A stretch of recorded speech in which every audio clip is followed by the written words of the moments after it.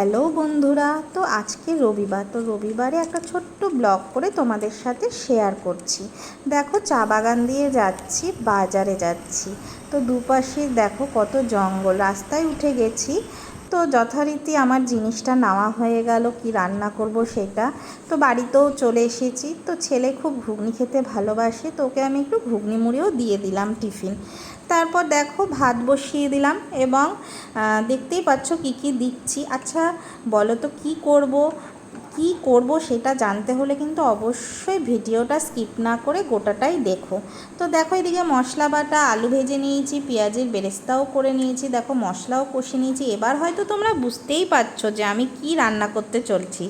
তো চলো আগে আগে দেখো কি কি দিচ্ছি। তো যথারীতি মাংস অলমোস্ট হয়ে এসেছে, তো একটু জল দিয়ে সিদ্ধ করে নেব মাংসটাকে। তো দেখো কি সুন্দর হয়েছে। তো দেখো মাংস সিদ্ধ বসিয়ে দিয়েছি।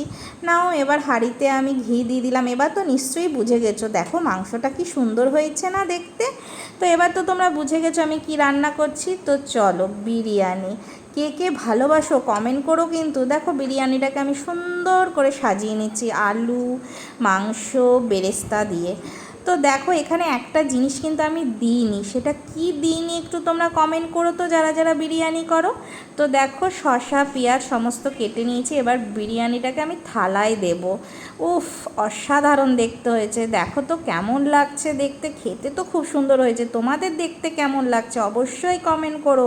রেসিপিটা যদি জানতে হয় কমেন্ট করো। আর আমার ভিডিওটা যদি ভালো লাগে তোমাদের অবশ্যই লাইক করে দিও, আর আমার পেজটাকে একটু সাপোর্ট করে দিও। Thank you, tata.